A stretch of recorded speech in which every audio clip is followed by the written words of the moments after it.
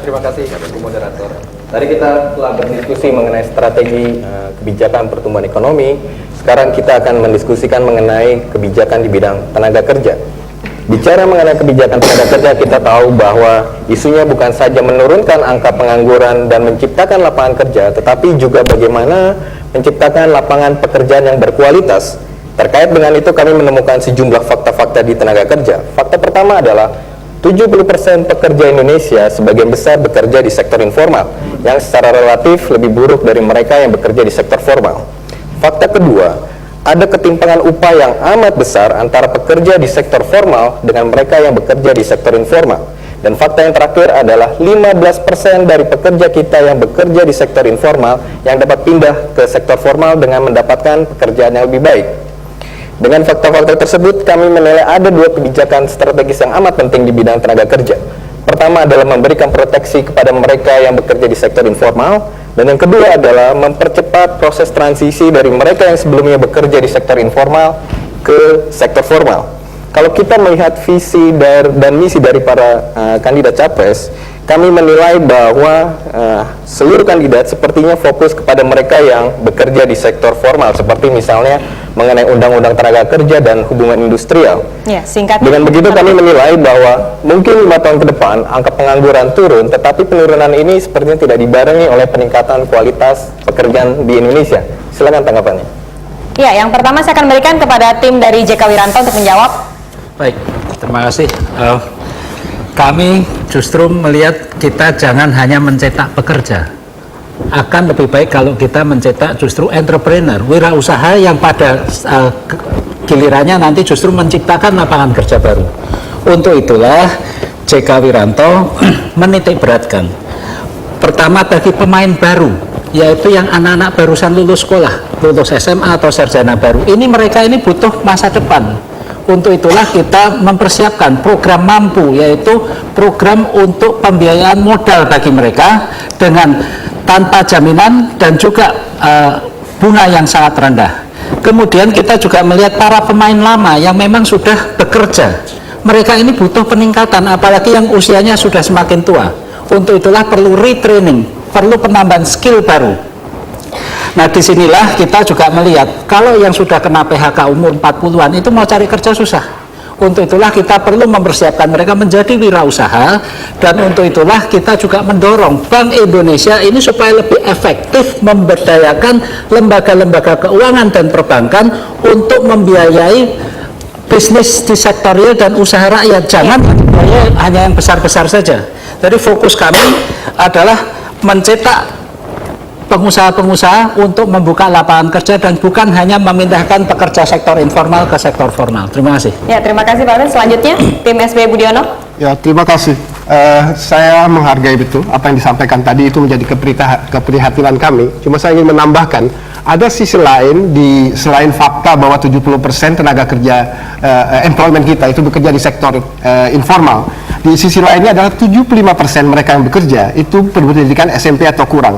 Jadi dua fakta ini merupakan sebuah fakta bersama yang perlu kita pahami, menanganinya itu perlu jangka menengah panjang. Tapi ada crash program. Crash program itulah yang kita berikan dengan cara memberikan akses permodalan, yakni KUR. Cuma bedanya dengan program mampu tadi, kami menghargai ide baik tadi adalah KUR ini tidak mengklasifikasikan berdasar tua muda. Jadi kita tidak mempertentangkan kelas tua dan muda, karena rakyat kita itu yang tua yang muda itu sama.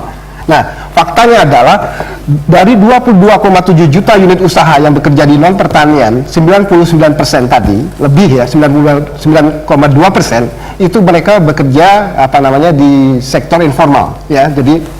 Jadi karena itu saya teringat pada Jeffrey Sah, Anda tentu kenal Jeffrey Sah ya, bahwa the poor ini tidak bisa naik tangga sendiri kalau tidak kita bimbing. Nah, bimbingan tadi adalah dalam bentuk pelatihan tenaga kerja, dalam bentuk public private partnership, pemerintah pusat, daerah dan swasta untuk melatih mengembangkan BLK di satu pihak, juga akses permodalan di lain pihak. Jadi inilah pilar ketiga dari program SBY Budiono, yakni demokratisasi ekonomi. Dengan demikian bisa tercipta pertumbuhan yang lebih merata, a shared growth by people. Terima kasih Pak Darwin. Selanjutnya tim Mega Prabowo yang akan menjawab. Kalau kita lihat anatomi unemployment kita sebetulnya kan kebanyakan karena unemployment yang terdidik, Mbak. Dan ini isunya adalah karena tidak ada insentif dan memang tidak ada afirmasi dari kebijakan makroekonomi kita untuk memenangkan di mana orang-orang yang membutuhkan lapangan kerja banyak itu kemudian dimenangkan secara budget dan selalu dikalahkan sehingga menjadi pinggiran terus. Yang kita inginkan adalah kemudian bagaimana unemployment terdidik ini bisa diperbaiki apabila undang-undang investasi kita diperbarui, tidak kemudian tanpa proteksi sehingga dana yang masuk investasinya ke selalu yang kapital intensif, tidak ke labor intensif. Kemudian yang kedua yang saya pikir penting adalah juga afirmasi untuk sektor informal. Kemudian kalau Megawati Prabowo juga mencanangkan undang-undang perlindungan untuk pekerja domestik, itu jangkanya panjang, bukan hanya untuk melindungi pekerja domestik yang ada di dalam negeri, tapi juga TKW-TKW kita. Kita agak repot kalau meminta orang luar negeri memproteksi dan memasukkan TKW ke dalam labor law mereka. Dia selalu balik, kenapa kok di Indonesia tidak seperti itu, kalian menuntut seperti ini. Jadi saya melihatnya komprehensif harus, dan yang paling penting watak kebijakan makro itu harus dirubah agar afirmasi terhadap kelompok rentan terhadap ekonomi tersebut. Iya, baik. Terima kasih. Selanjutnya, saya akan langsung memberikan kesempatan kepada panelis kelima, Ibu Madeline, untuk memberikan pertanyaan. Terima kasih. Saya ingin menyoroti hal yang cukup penting, bahkan sangat penting, yaitu bidang pendidikan. Di sektor pendidikan ini ada dua isu penting yang diangkat ketiga capres, yaitu pendidikan dengan biaya terjangkau dan pendidikan yang berkualitas. Nah, dalam mengusung dua isu ini, para capres dan tim sukses menawarkan pendekatan maupun program-program yang berbeda. Ada yang ingin menghapuskan undang-undang BHP, ada yang ingin mempertahankan, ada yang ingin menghapuskan ujian akhir nasional, ada yang mempertahankan, ada yang akan memberikan beasiswa, sertifikasi guru, dan lain sebagainya.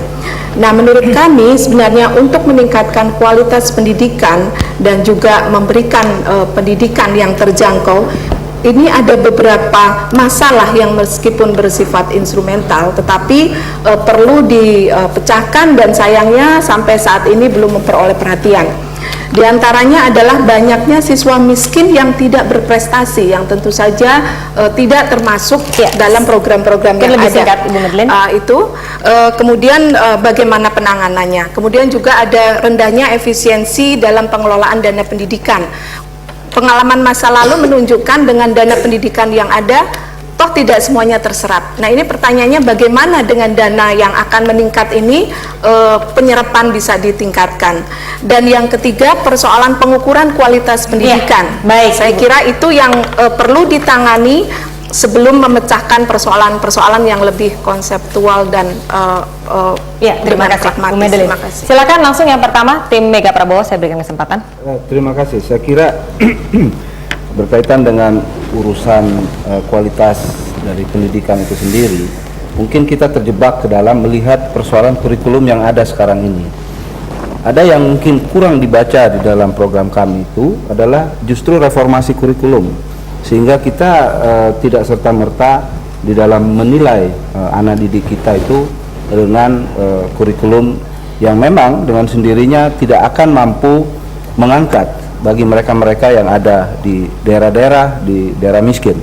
Dengan menggunakan sistem kurikulum baru, kita akan menerapkan penilaian-penilaian yang memang by proses, bukan satu penilaian yang dinilai berdasarkan satu sistem kelulusan. Seperti ini sebenarnya sudah pernah banyak sekali dicoba jauh-jauh hari sebelumnya. Cuma di dalam masa pemerintahan yang terakhir, kira-kira 20 tahun terakhir itu sudah banyak ditinggalkan. Satu sistem pendidikan yang sering kita sebut sebagai satu sistem pendidikan terminal. Nah, kalau ini yang kita terapkan di dalam program Mega Prabowo, itu kita tegaskan, saya kira untuk mereka-mereka yang di daerah-daerah yang tidak terjangkau dengan penilaian sistem pendidikan yang berkualitas itu bisa terjangkau. Itu satu.